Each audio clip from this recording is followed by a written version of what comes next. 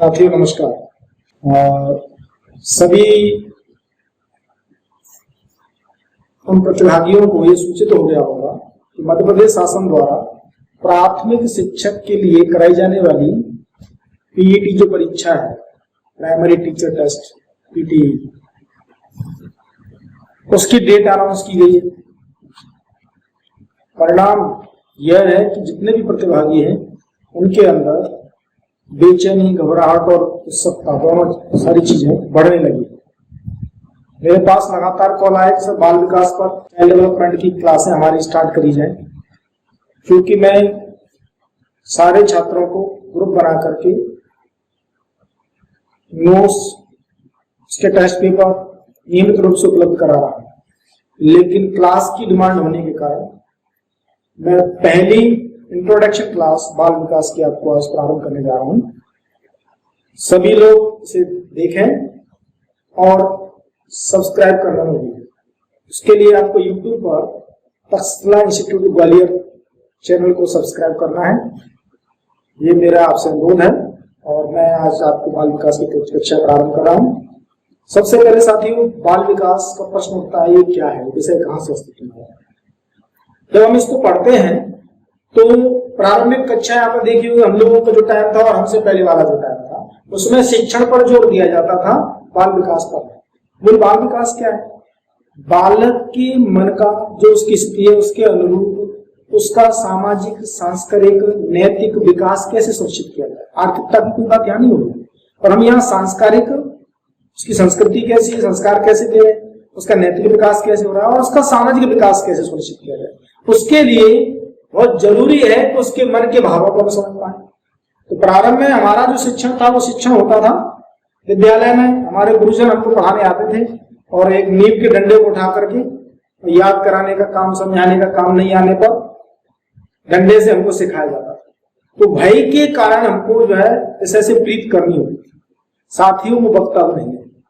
वर्तमान का युग आपको ये सिखाता है कि आपको शिक्षण की उन कलाओं को, उन विधियों को जान लेना है। इस पर एक लंबा शोध हुआ विदेशों में, यूरोपीय देशों में, अमेरिकी देशों में और भारत में प्राचीन काल से ये शोध चल रहा था। लेकिन हमारे यहाँ चूंकि भय के सिद्धांत का यह पालन अभी तक होता रहा, जब यूरोपीय देशों की उस विधा को हमने देखा, स्वीकार किया, अपनाया, उसका अध्ययन किया, तब जाकर के भारतीय शिक्षा पद्धति के अंतर्गत बाल विकास के अंतर्गत बच्चों का शिक्षण का विकास कैसे सुनिश्चित किया जाए, इसके लिए विषय को शामिल किया गया। प्रारंभ में केवल डिग्री लेकर के ही शिक्षक बन जाना, व्यक्ति को अवसर मिल जाता था बनने का। लेकिन आज शैक्षणिक डिग्री अगर आपके हाथ में नहीं है तो आप प्राइवेट स्कूल में भी नहीं पढ़ा सकते।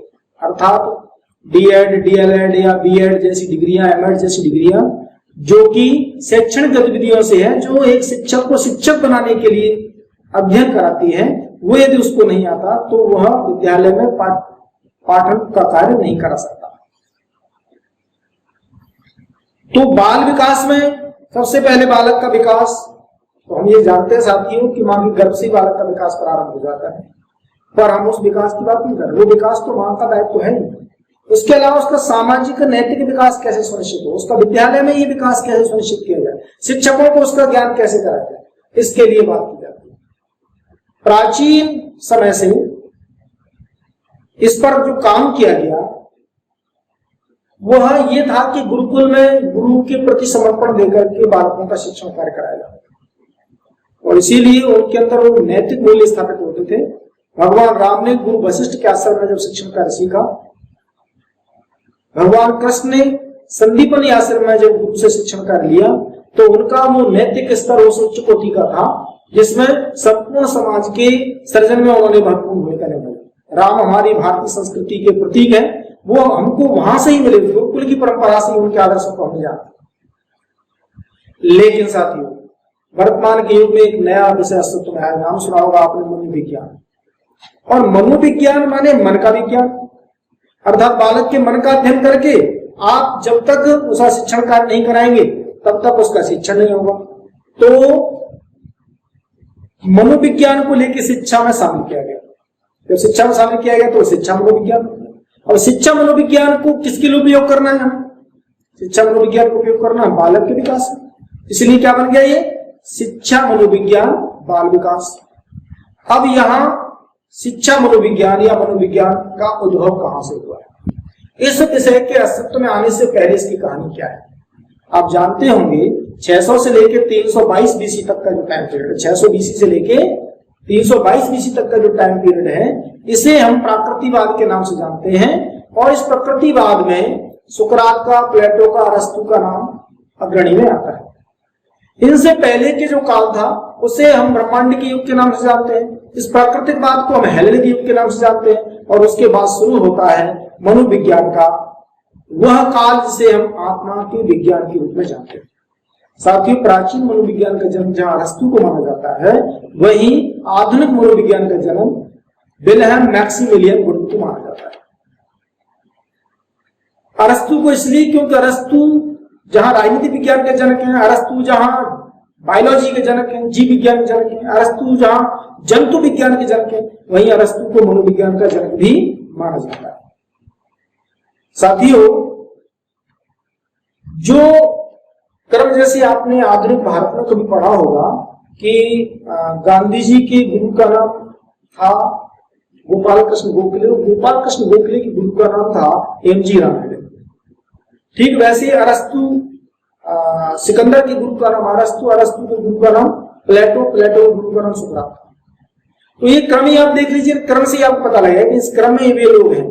तो यहां शुरुआत होती है कि मनोविज्ञान को प्रारंभिक तौर पर आत्मा के विज्ञान के रूप में जाना जाए।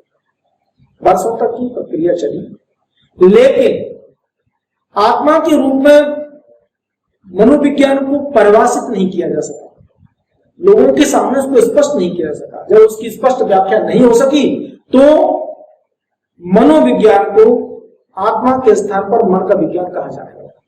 साथियों, मनोविज्ञान जो आत्मा के विज्ञान के रूप में था, उसमें नाम सुना होगा आपने, रुडॉल्फ गोएकल का, अरस्तु का, सुकरात का, प्लेटो का, देकार्ते का। ये सारे वो लोग हैं जिन्होंने मनोविज्ञान को आत्मा का विज्ञान कहा।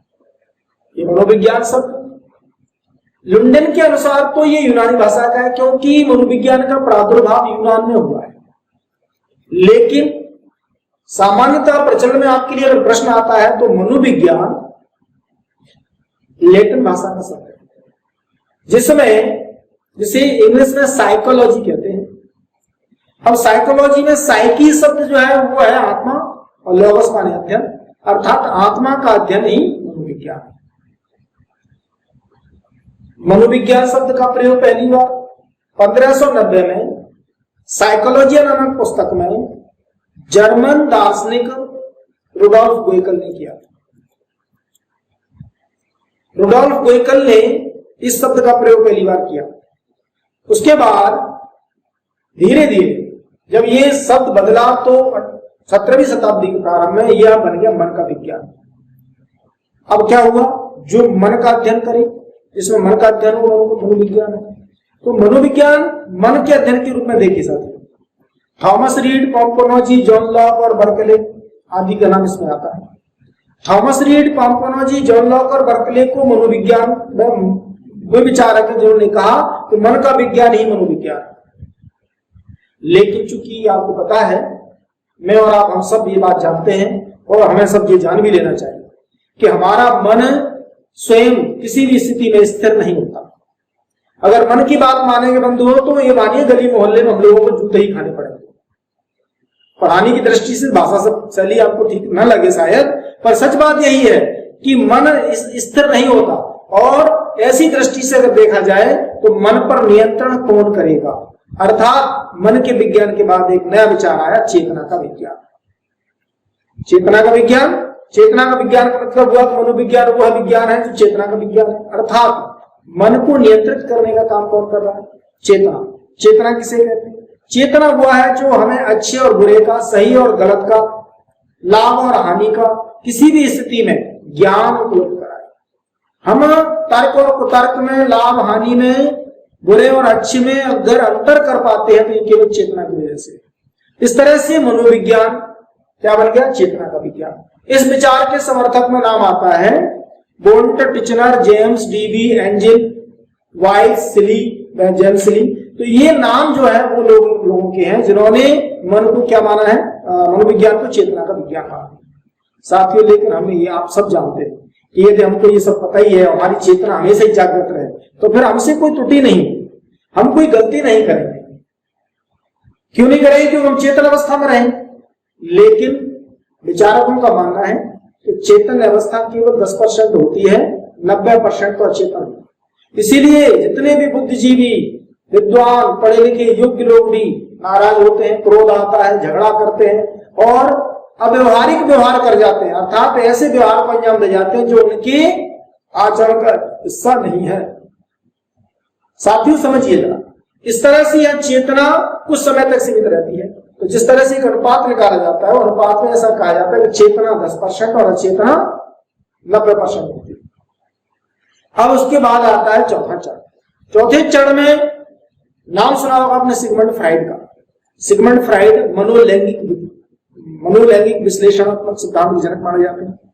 मनोलैंगिक विकास सिद्धांत मूल इनका विचार है, जिन्होंने कहा मनोविज्ञान अचेतन का विज्ञान, अर्थात आपने इनकी अवस्थाएं पढ़ी होंगी, मुखावस्था, गुणावस्था। तो ये जो सिगमंड फ्राइड कहते हैं वो इस अवचेतन अवस्था की बात करते हैं। इसीलिए उन्होंने कहा कि प्रत्येक व्यक्ति, खासतौर पर बालक, उस अवचेतन अवस्था में रहता है और उसका अध्ययन करना ही मनोविज्ञान है।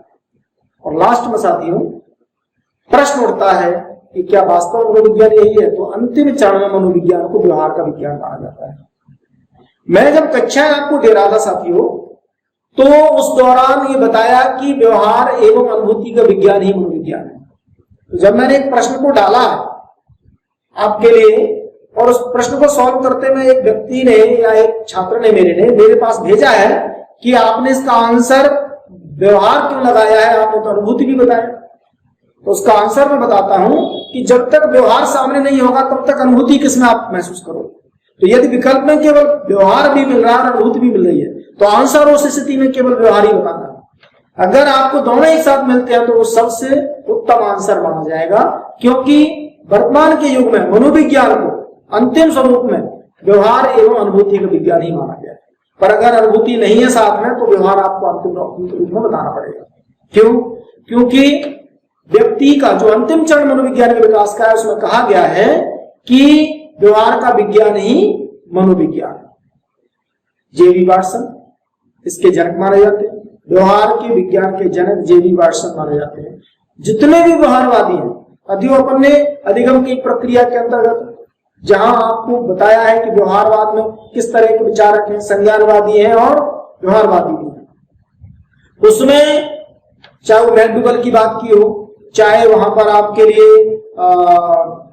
जो विचारक हैं जिन्होंने चंपांजी पर प्रयोग किया है, जिन्होंने कबूतर प्रयोग किए हैं, जितने भी अध्ययन सारे हुए हैं, वो सारे अध्ययन आपके किस पर हुए हैं? व्यवहार पर किए गए। चाहे चूहे पर अध्ययन हो, चाहे आपका कबूतर पर अध्ययन हो, चाहे चंपांजी पर अध्ययन हो, चाहे कुत्ते पर अध्ययन हो, सारे अध्ययन किसके हैं? व्यवहार के अध्ययन है। तो स्किनर की बात करें हम, कोहलबर्ग की बात करें हम, ठीक है ना, ये सारे लोग जो इस संदर्भ में आपको प्रयोग करके अपने अध्ययनों के बारे में बताते हैं, वहां सबने क्या बात की? व्यवहार की बात की।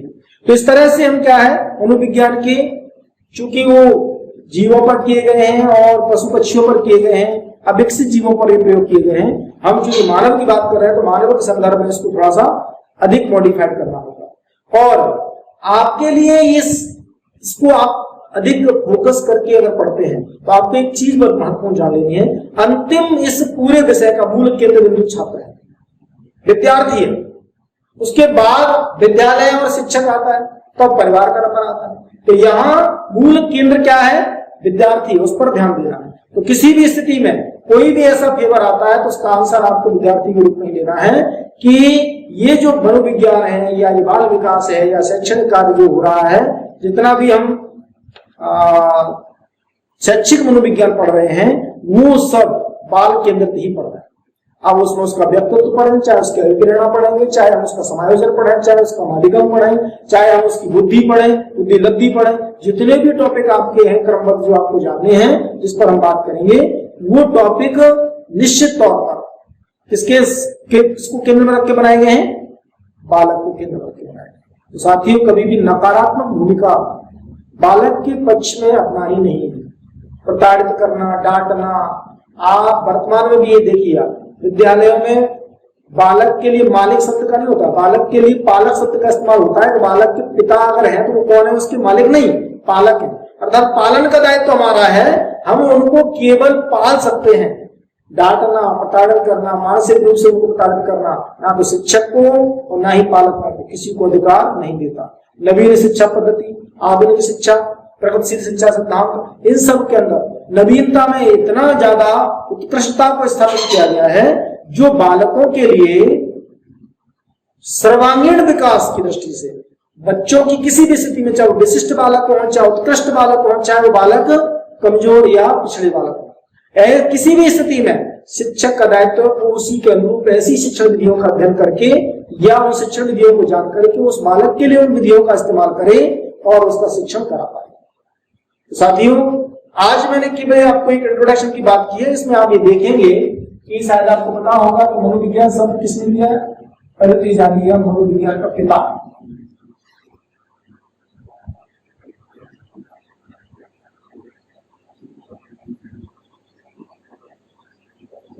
या प्राचीन शब्द लगा दो, प्राचीन मनोविज्ञान अरस्तु को माना जाता है। आधुनिक मनोविज्ञान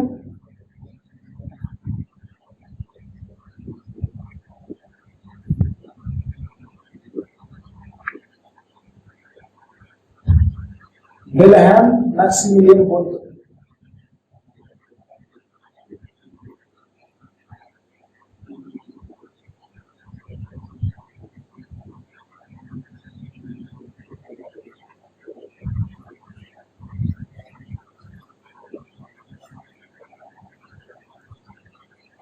जरा देखिए यहाँ पर मनोविज्ञान के जनक के रूप में भी ऐसा कहते हैं कि नाम है, आपने नाम सुना हो, विलियम जेम्स।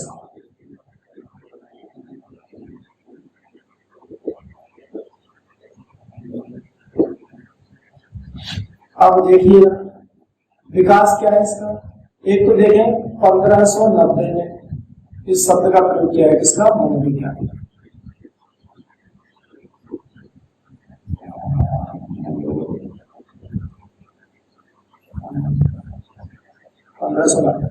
इसके द्वारा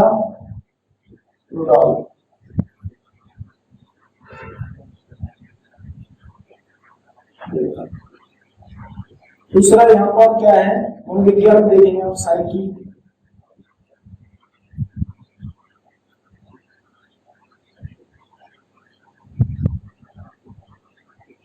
साइकी प्लस माने होता है आत्म,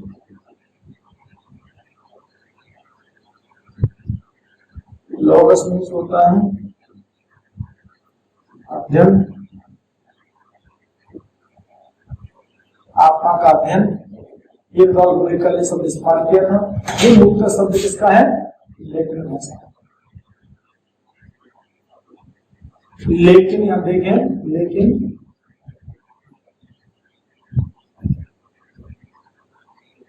लुंडन के अनुसार, लुंडन ने क्या कहा है? यह ग्रीक भाषा है, इसका ये ग्रीक भाषा। अब आता है विकास क्रम। विकास क्रम में आप यहां देखेंगे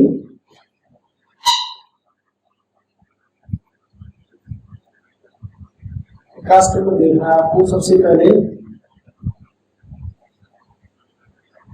आत्मा का विज्ञान।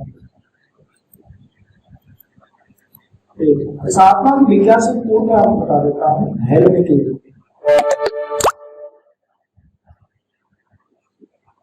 इसको प्राकृतिकवाद भी कहते हैं और ये टाइम पीरियड इसका 600 बीसी से 322 बीसी। हेलेनिक युग से पहले है ब्रह्मांड की युग।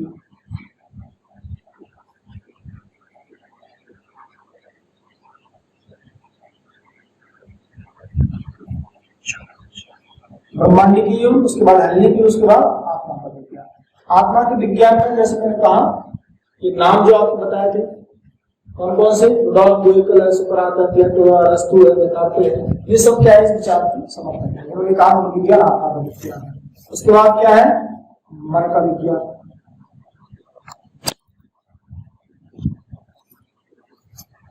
मन के विज्ञान के समर्थकों का नाम आता है Thomas Reid, Pomponazzi, John Locke और Berkeley. Thomas Reid, Pomponazzi, John Locke और बर्कले। तीसरा, उनके बाद आता है चेतना विज्ञान।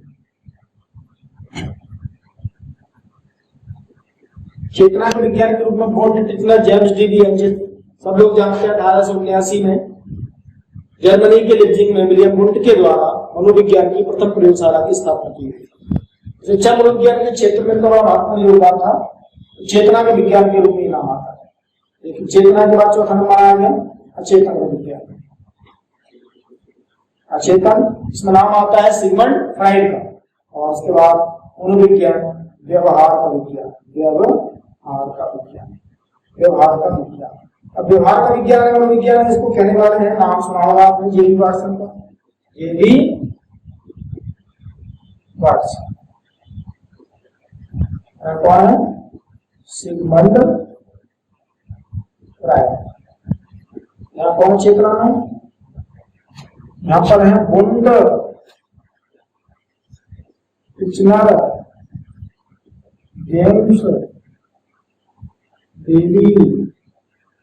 एंजल, जेम्स सिली, वाइस। इसी तरह से मन का विज्ञान थॉमस रीड,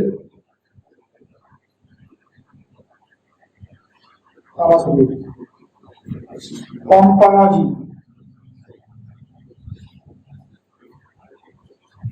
जॉन लॉक,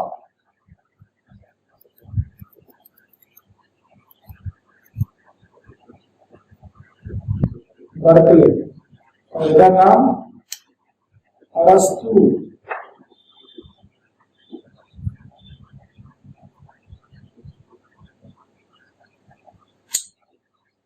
अरस्तु, वेकल, सुकरात, देकार्ते, प्लेटो,